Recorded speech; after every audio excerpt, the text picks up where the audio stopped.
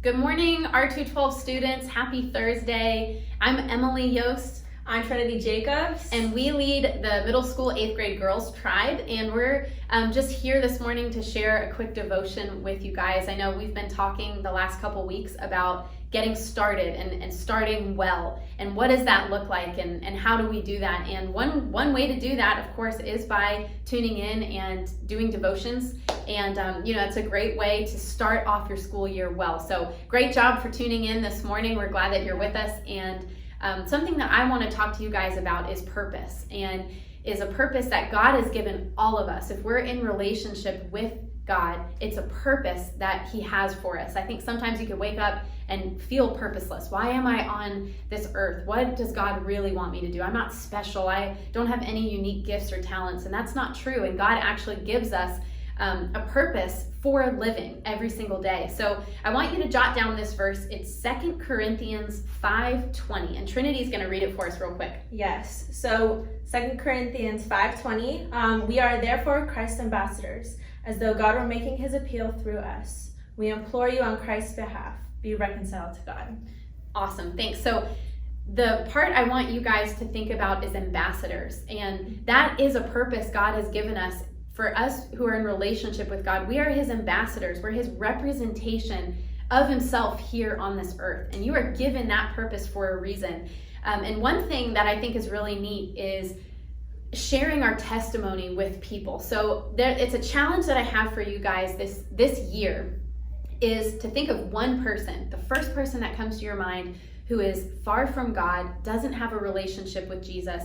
Maybe it's somebody on your sports team or somebody in your neighborhood, someone who goes to your school, and you know for a fact that they don't have a relationship with Jesus. I want for you guys to write their name down and to commit to be praying for that one person all throughout this school year. And I'm going to give you another challenge. Trinity, if you'll read Romans 1:16 for me. Romans 1:16 says, "For I am not ashamed of the gospel, because it is the power of God that brings salvation to everyone who believes, first to the Jew, then to the Gentile." I am not ashamed of the gospel. And if, as believers, we are ambassadors for Christ, we're called to be His representation here on this earth, we are also encouraged to not be ashamed of the gospel. And I think sometimes we live our lives afraid to speak up, afraid to say anything. So my encouragement to you guys is to not be ashamed of the gospel of Jesus Christ, and to think about that one person that you could pray for and then share the gospel with. And I'm going to give you a really quick practical way to do this. So one thing somebody can't argue with is your story. So, and I think it's powerful. When you share your story with someone, it sits with them. They remember it, even if it's a quick story, a quick testimony. It doesn't have to be long and drawn out. So I'm going to show you guys and teach you a 15-second testimony that you can use. And I encourage you and challenge you this year with that one person. Make it a priority to share your 15-second testimony with them. Maybe you're on the bus heading to a sports game. It's a great opportunity to do that. So here's how it works. Your 15-second testimony, you talk about what your life was like before Jesus. Then you talk about how your life is when you met Jesus, and then your life after meeting Jesus. So we're going to do a little acting, and let's just pretend Trinity and I are in a conversation and we're talking, and all of a sudden, a moment opens and I say, Trinity, my life was anxious. It was anxiety ridden. All I had was anxious thoughts. I felt paralyzed. And then I met Jesus, and I discovered the truth and the hope that is in Jesus. And I gave my life to Him. And now I live with hope and a renewed sense that the future is a good thing and that God's got good things in store for me. Do you have a story like that? No, but I'd like to.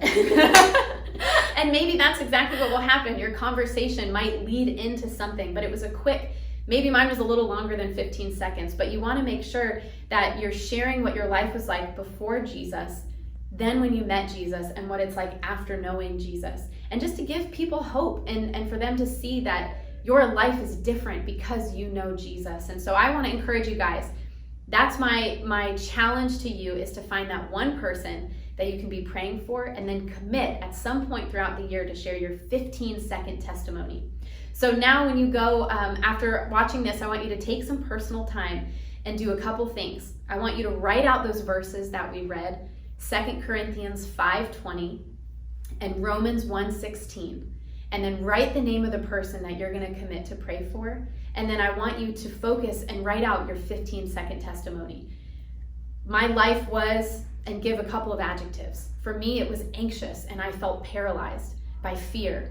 Then I met Jesus, and now I have hope for the future.